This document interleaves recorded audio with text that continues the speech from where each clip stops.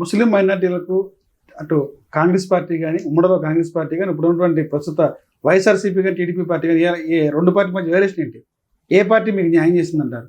అంటే సామాజికంగా కానీ రాజకీయంగా కానీ ఆర్థికంగా కానీ ఇద్దరు మరి రెండు పార్టీల మధ్య వేరియేషన్ ఏంటి? ఒక విధంగా చెప్పాలంటే మేలు చేసిన పార్టీ అంటే ఏం చెప్తారు? ఒక విధంగా ఇక్కడ లోకల్ పార్టీస్ మనం చూసుకుంటే వైసీపీ, తెలుగుదేశం పార్టీ. అవును, మనం పోలిక చూసుకుంటే గుర్రానికి గాడిదకి ఎంత తేడా ఉందో అంత తేడా ఉంది. గుర్రం తెలుగుదేశం అయితే గాడిద వైసీపీ. అంటే వైసీపీ గాడిద ఎందుకంటే అంత తేడా ఉంది రెండు పార్టీలకు. 5 సంవత్సరాలు జగన్మోహన్ రెడ్డి ముఖ్యమంత్రిగా ఉన్నాడు. జగన్మోహన్ రెడ్డి ముస్లింలకు ప్రవేశపెట్టిన ఒక్క పథకం పేరు చెప్తే, ఒక పథకం పేరు చెప్పి అమలు చేసిన విధానం చెప్తే నేను తెలుగుదేశం పార్టీకి రాజీనామా ఇచ్చేస్తాను, ఈ రోజే ఇచ్చేస్తాను. ఎందుకంటే నవరత్నాల పథకాలు 5 సంవత్సరాలు ఎక్కడైనా ఒక షాదీఖానా కట్టాడా జగన్మోహన్ రెడ్డి?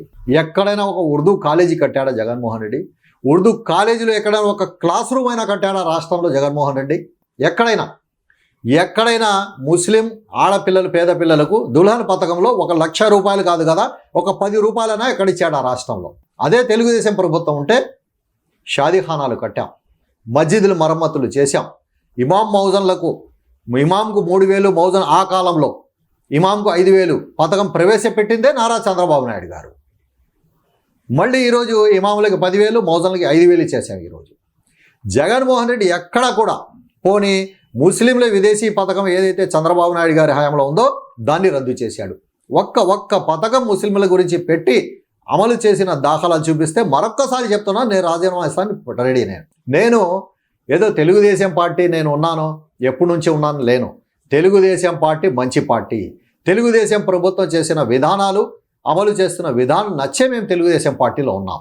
ఈరోజు నారా చంద్రబాబు నాయుడు గారి నాయకత్వాన్ని మేము బలపరుస్తున్నామంటే నారా చంద్రబాబు నాయుడు గారి ఫేస్ చూసి, ఆయన పర్సనాలిటీ చూసి కాదు, ఆయన చేసే పనులు, ఆయన చెప్పే విధానాలు, ఆయన రాష్ట్రాన్ని ఏ విధంగా అభివృద్ధి చేస్తున్నారు, ఆయన నాయకత్వంలో రాష్ట్రం అభివృద్ధి చెందింది. అలాగే ముస్లింలకు చంద్రబాబు నాయుడు గారి నాయకత్వంలో జరిగిన న్యాయం ఏ లీడర్షిప్లో కూడా జరగలేదు. అందుకే మాకు చంద్రబాబు నాయుడు గారంటే ప్రేమ.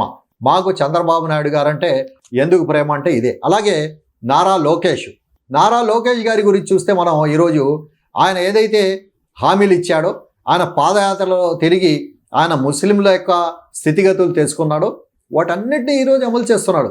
అందుకే మాకు నారా లోకేష్ గారంటే మాకు ప్రేమ. నారా లోకేష్ గారి నాయకత్వాన్ని మేము బలపరుస్తున్నామంటే అది.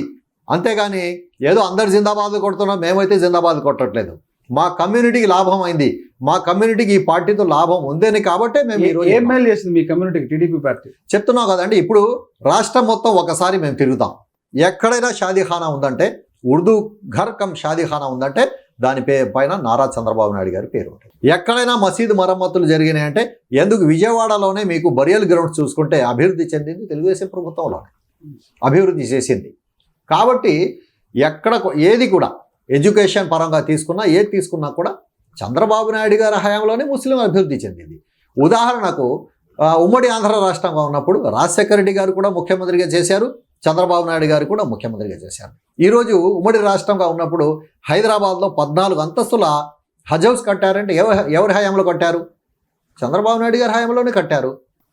అందుకే మేము చంద్రబాబు నాయుడు గారు అంటే మేము లైక్ చేస్తున్నాం.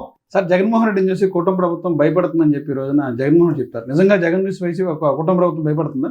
అంటే భయపడే ఈ రోజున ప్రతిపక్ష హోదా ఎవరు ఇవ్వట్లేదు నాకు అనేది జగన్ చెప్తారు. నేను అసెంబ్లీలో కూడా అదే గవర్నర్ ప్రసంగం జరిగేటప్పుడు బయటకు వచ్చేసారు వాళ్ళు డిమాండ్ చేస్తూ. అసలు జగన్ వచ్చేసి ప్రజా సమస్యల్ని ఎక్కడైతే ప్రశ్నించే గొంతును నొక్కేస్తుంది కుటుంబ ప్రభుత్వం అంటారు. అందువల్లనే మా పార్టీకి, మా సభ్యులకు హోదా ఇవ్వట్లేదు అంటారు. వైసీపీ పార్టీకి ప్రతిపక్ష హోదా ఇవ్వడానికి కారణం అదే అని చెప్తారు. మీకు ఒక మాట చెప్తాను సార్, నిజంగా భయపడుతుందా టీడీపీ కుటుంబ ప్రభుత్వం?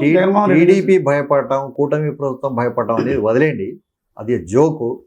పులివెందులలోనే ఎవరు కూడా జగన్ మొహం చూడట్లేదు ఈరోజు. ఆ టైంలో ఏదో ఓట్లు రిగ్గింగ్ చేసి గెలిచేశాడు ఎమ్మెల్యేగా గెలిచిన తర్వాత అతనికి ఎమ్మెల్యేగా ఓటు వేస్తానికి అతని నియోజకవర్గ ఓటరు వచ్చి ఎంతసేపు పోలింగ్ బూత్లు నిలబడ్డాడో అంతసేపు కూడా ఇతను అసెంబ్లీలో కూర్చోవట్లేదు. వాళ్ళ సమస్యల గురించి చర్చిస్తానికి, వాళ్ళ సమస్యలు మాట్లాడటానికి ఓటరు లైన్లో నిలబడి ఎంతసేపు అయితే ఓటేస్తానికి వెచ్చించాడో అంత సమయం కూడా వాళ్ళ కోసం జగన్మోహన్ రెడ్డి వెచ్చించటం లేదు. ఇది ఈరోజు విడ్డూరం. జగన్మోహన్ రెడ్డికి చూసి ప్రభుత్వాలు భయపడటం ఏంటి అసలు నాకు అర్థం అవ్వట్లేదు. అది కూడా అతను ప్రతిపక్ష హోదా కావాలంటున్నాడు.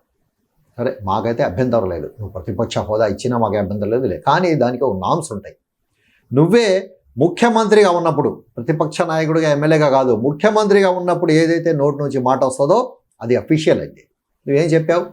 చంద్రబాబు నాయుడు గారికి 23 ఎమ్మెల్యేలు ఉన్నారు, ఓ 3-4 మేము లాగేస్తే, ఇంకో 5 తీసేస్తే, 5 లాగేస్తే, వార్డు కూడా లాగేస్తే ప్రతిపక్ష హోదా కూడా వెళ్ళిపోద్ది అన్నావు. అంటే నీ లెక్క ప్రతిపక్ష హోదాకి నీ లెక్క 18 ఎమ్మెల్యేలు కావాలి. నీ లెక్క, నీ నోటి నుంచి వచ్చిన లెక్క. ఈ రోజు నీకు ఎంతమంది ఎమ్మెల్యేలు? అంటే దానికి వైసీపీ 11 మంది. దానికి వైసీపీ ఒక లాజిక్ చెప్పుద్దండి. ఉన్నటువంటి పార్టీల్లో 4 పార్టీలు ఉన్నాయి, 3 పార్టీలు అధికార కూటమిగా ఉన్నాయి, ఉన్నదాని ఒక పార్టీయే కదా, ఆ పార్టీకి ప్రతిపక్ష హోదా ఇవ్వాలనేది వీళ్ళు డిమాండ్ చెప్తారు. ఇప్పుడు ఇంకా వేరే పార్టీ అనేది లేదు కదా, ఇప్పుడు లేనప్పుడు ఈ పార్టీకి ఎందుకు ఇవ్వదు ప్రతిపక్ష హోదా? ఇప్పుడు మీరు చూసుకోండి, ఏ రాష్ట్రం కూడా 4-5 పార్టీలు ఉంటాయి. 4 పార్టీలు కలిసి పోటీ చేస్తే కలవని పార్టీకి ప్రతిపక్ష హోదా ఇస్తారా? అసలు ఏమన్నా లాజిక్ అది? లీగల్గా ఉందా అది? ఏదైతే అసెంబ్లీ చట్టాలు ఉన్నాయో దాంట్లో అలా ఉందా? అలా లేదు ఎక్కడ కూడా. నువ్వు 11 మంది ఎమ్మెల్యేలు పెట్టుకొని ప్రజలు నీకు 11 మంది ఎమ్మెల్యేలు ఎందుకు ఇచ్చారని అంత ఎందుకు దిగజార్చారంటే నీ మీద అంత విరక్తి వచ్చింది వాళ్ళు, నీ అరాచకాల మీద.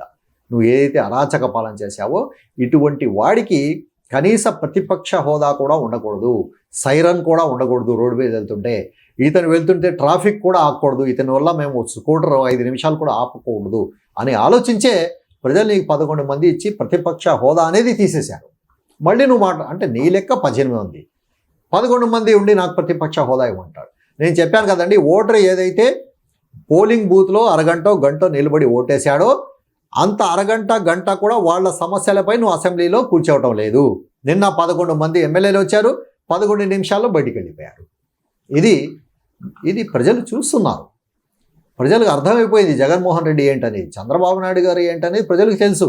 కానీ జగన్మోహన్ రెడ్డి యువకుడు, చదువుకున్నవాడు, ఏదేదో ఎక్కడో చదివానా అది ఇది ఫస్ట్ క్లాస్ స్టూడెంట్ ఏదేదో చెప్పాడు. చెప్తే ఇంత చెప్తున్నాడు కదా, ఇతను ఏమన్నా డెవలప్మెంట్ ఇంకా చంద్రబాబు నాయుడు గారి కన్నా ఏమన్నా స్పీడ్ వెళ్తాడేమో అనుకున్నారు. కానీ చంద్రబాబు నాయుడు గారి కన్నా స్పీడ్ వదిలేసి చంద్రబాబు నాయుడు చేసి అన్ని ధ్వంసం చేసి వెళ్ళిపోయాడు రాష్ట్రానికి. అమరావతి లేకుండా చేసి వెళ్ళిపోయాడు. సరే, 5 సంవత్సరాలు ఏమన్నా అమరావతి నిర్మాణం ఎలా ఉంటుంది? అమరావతి నిర్మాణం ఏమన్నా ఒక స్థాయిలో జరుగుద్దా? రూపురేఖలు ఏర్పడుద్దా? అమరావతి అనేది ఒక రూపురేఖ వచ్చేస్తుంది. ఈ 5 సంవత్సరాలు అమరావతిను మ్యాక్సిమం కంప్లీట్ చేస్తారు. ఒక ఊరు, ఒక ఏదైతే ఒక సిటీ అనుకున్నారో దాన్ని బిల్డ్ చేస్తారు.